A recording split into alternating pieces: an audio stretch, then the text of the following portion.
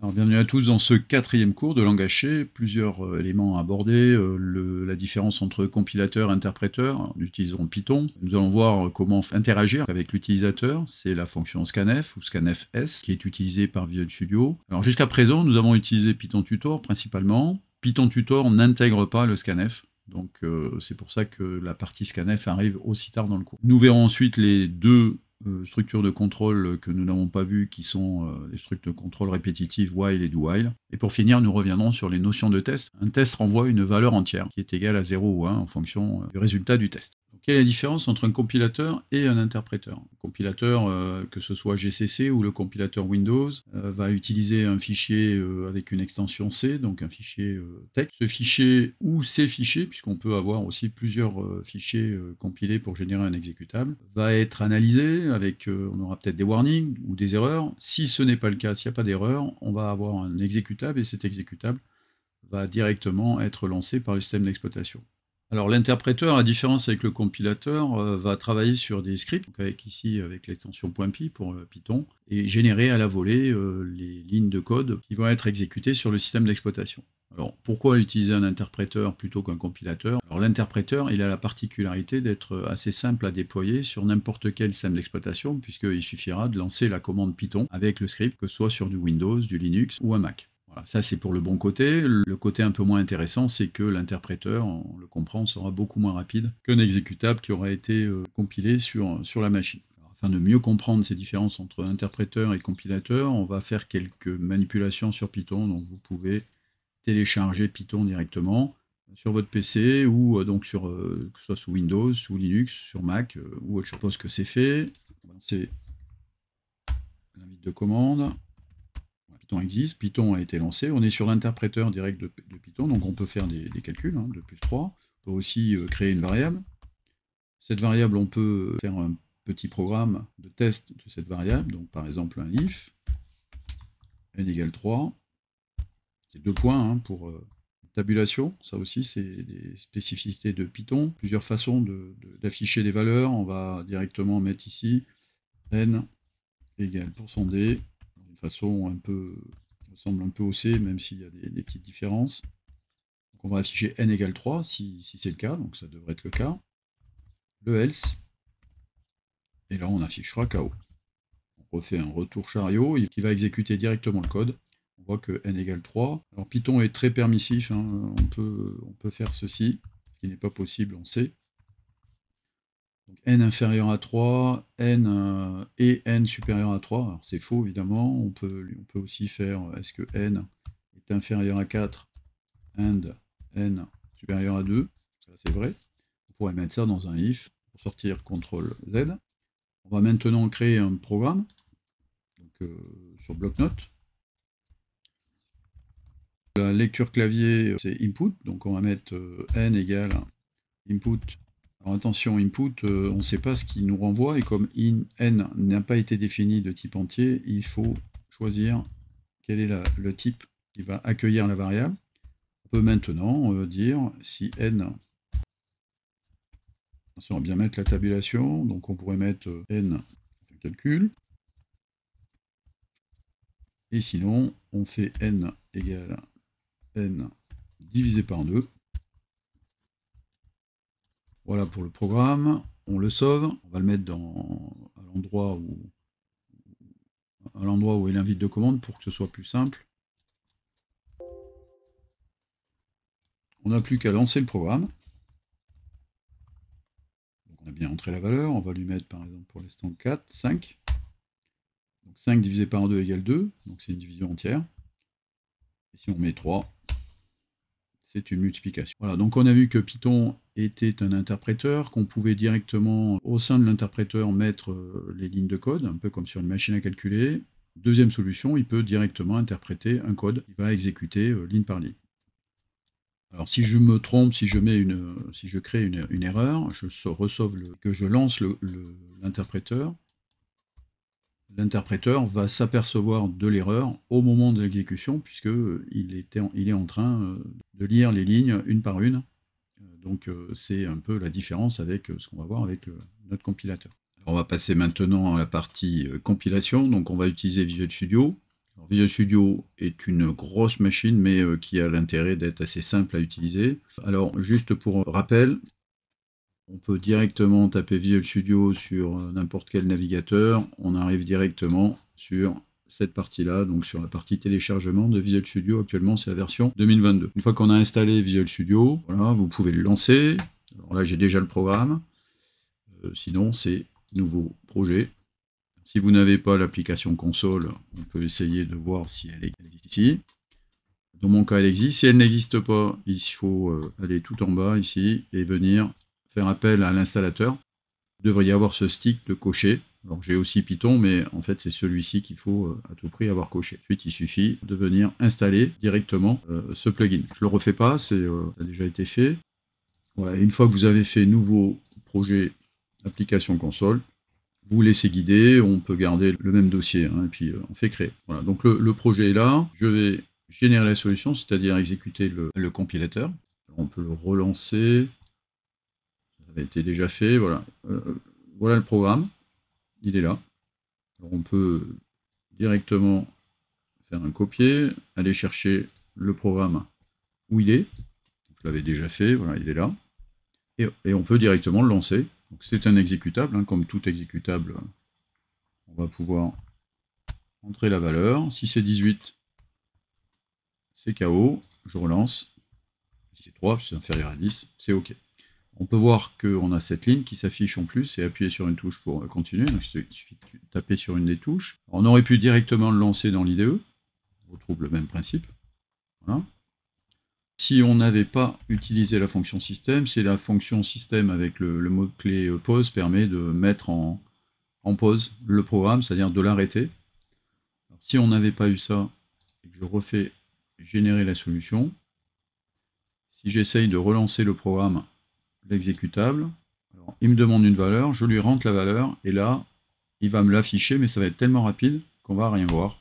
Voilà, donc en fait, c'est pour cette raison qu'il faut laisser système pause à la fin du programme. Alors on aurait pu aussi lancer le programme directement dans l'invite de commande. Clic droit pour aller vers le répertoire qui nous intéresse. Et là, voilà, on peut directement le lancer comme ceci. Alors là, il n'y a pas besoin, vous voyez, évidemment, le programme s'exécute, mais je reste dans la fenêtre, donc je peux voir le résultat de mon programme. Bien, passons à l'interaction avec l'utilisateur, donc c'est la fonction scanf, on l'a déjà vu avec Visual Studio, alors c'est l'utilisation de scanf S. Alors on va voir la différence entre les deux, c'est tout simplement que le scanf S c'est pour Visual Studio, alors que, on l'a déjà dit, hein, pour CodeBlock et les autres compilateurs qui utilisent donc GCC, le compilateur de Linux, ce sera la fonction scanf. La fonction scanf S de Visual Studio est la version modifiée de scanf pour être moins sensible aux attaques de buffer overflow. Alors que ce soit scanf ou scanfs, finalement, deux façons de lire les variables, soit avec un %d si la variable est entière, soit avec %lf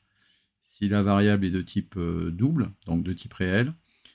On peut mixer des lectures, on peut faire deux lectures, l'une à côté de l'autre, donc avec 2%d, ou des %lf pour deux variables de type réel. On peut aussi mixer %lf, %d pour des valeurs réelles suivies d'une lecture de valeur entière. Attention, si l'on veut afficher une phrase et faire la lecture juste après, il ne faudra surtout pas mettre du texte dans le scanf. Il faudra d'abord faire le printf, puis le scanf. On n'oubliera pas de mettre le « et » commercial devant la variable. Alors on verra ça un peu plus tard, hein, c'est que ça utilise le formalisme pointeur. Alors revenons à Visual Studio, on a déjà utilisé la fonction scanf S, alors on peut voir hein, ce qui se passe si on n'utilise que la fonction scanf. On va régénérer la solution.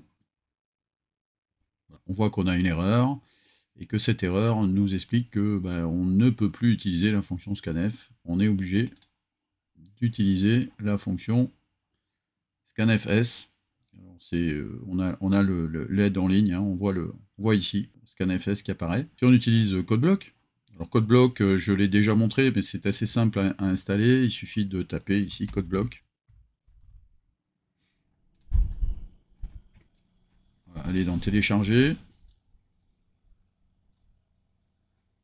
et venir dans la version CodeBlock avec le compilateur MinGW, c'est-à-dire le compilateur GCC pour Windows.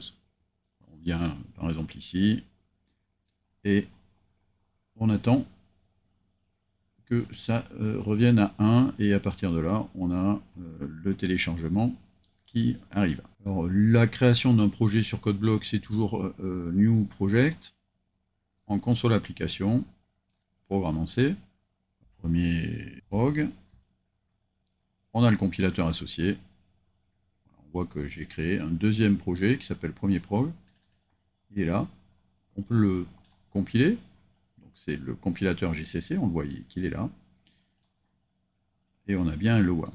Donc là, dans ce cadre-là, on va pouvoir, par exemple ici, créer une variable n et une variable de type réel. On va pouvoir dire entrer une valeur entière et réelle. Cette fois-ci, on peut utiliser le scanf. Alors on va D et %lf. Si on va bien mettre les et. Et on va juste mettre les valeurs, donc %d, %lg, par exemple, de n, réel. Compile.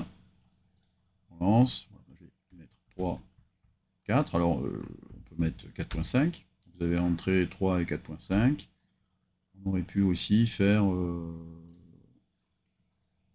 3, 5. Alors, par contre, voyons ce qui se passe si je lui mets ici 3.4 et 3. Bon, on voit qu'il y a des soucis, hein. C'est-à-dire que si on ne suit pas ce qui a été prévu, ben, le scanf vous donnera des résultats qui ne sont pas forcément très justes. Voilà, alors on peut regarder ce qui se passe si on a une petite erreur, on oublie de mettre le et. On va mettre 3 et 4. Et là, on a n'importe quoi, rien ne s'affiche, donc en fait, il faudra bien faire attention à bien mettre le et, si on ne veut pas avoir de bug à l'exécution. Alors ici, si on oublie de mettre le et, on peut quand même regarder ce qui se passe, générer la solution. On a une détection, alors on a une détection sur la variable locale qui n'a pas été initialisée, et on voit qu'il y a un problème avec, il parle de notion de pointeur, hein, donc c'est détecté sur le compilateur de Visual Studio. Passons aux deux structures de contrôle répétitives, le while et le do while. On peut voir que dans le while, c'est la condition qui est exécutée en premier, alors que pour le do while, le test est fait à la fin, et donc l'action sera exécutée au moins une fois. Allez, passons à l'expérimentation du premier programme. Donc c'est une boucle while. On essaye de regarder si on est dans l'intervalle compris entre 1 et 10. 0 n'est pas compris entre 1 et 10, donc ce test-là, du coup, est vrai. Donc je rentre dans le code. C'est bien ce que j'ai ici, taper un nombre. Donc si je mets par exemple une valeur qui n'est toujours pas compris entre 1 et 10, demande de recommencer. Si je lui mets moins 6, c'est toujours pas compris entre 1 et 10. Et si je mets 4, c'est bon, je sors et j'affiche la valeur qui a été saisie. Alors si j'avais pris la valeur directement 4, je vois que 4 est bien compris entre 1 et 10, donc ceci est faux. Donc le test étant fait au début, ben, le code dans le while n'est pas exécuté, on a directement le printf qui nous affiche valeur choisie 4. Alors prenons maintenant le code avec le do while. Voilà, donc on compile. Alors on a un scanf, effectivement, c'est Windows, c'est Visual Studio, donc on a besoin de mettre le scanf S. Taper un nombre, je vais lui mettre 90, toujours pas bon, moins 6, toujours pas bon, et mettre 8, 8 est compris entre 1 et 10, on sort, valeur choisie 8. On a le même fonctionnement, sauf que la différence, c'est qu'on n'a pas été obligé d'initialiser la variable de choix, puisqu'on a fait, ce code-là a été exécuté au moins une fois. Prenons un deuxième exemple et voyons comment générer une boucle de valeurs de 0 à 9. Alors, la première solution utilise un do while, la deuxième solution utilise une boucle for. Voyons le résultat. Alors le résultat est identique, donc j'ai mis ici un saut de ligne, hein, donc j'affiche donc de 0 à 9, puis j'affiche de 0 à 9. Alors quelle structure choisir? La structure à choisir, elle est obligatoirement la structure de type for, for étant pour les répétitions dont le nombre d'itérations est connu, ce qui est le cas ici, hein, puisqu'on va de 0 à 9. On a vu qu'en Python, une condition renvoyait vrai ou faux, donc true ou false. En C, qui est un vieux langage, ce n'est pas le cas, ça renvoie une valeur en fait entière, valeur égale à 0 si le test est faux, et une valeur égale à 1 si le test est vrai. Ça peut amener des problèmes, hein, notamment, on avait déjà vu, hein, si on fait un test avec if entier égale à 2, et on oublie de mettre le égal égal, qui correspond au test, mais le égal, qui correspond à l'affectation, entier va prendre la valeur 2, et comme entier est différent de 0, ben, entier correspond à un test qui est vrai. Et donc, on affichera tout le temps variable vaut 2, même si la valeur qu'on avait initialisée était entier égale 1. Un deuxième test qu'on peut faire aussi, c'est de tester, donc, ce qui est possible, on sait, de dire 2 égale 3 va renvoyer la valeur 0, puisque c'est faux.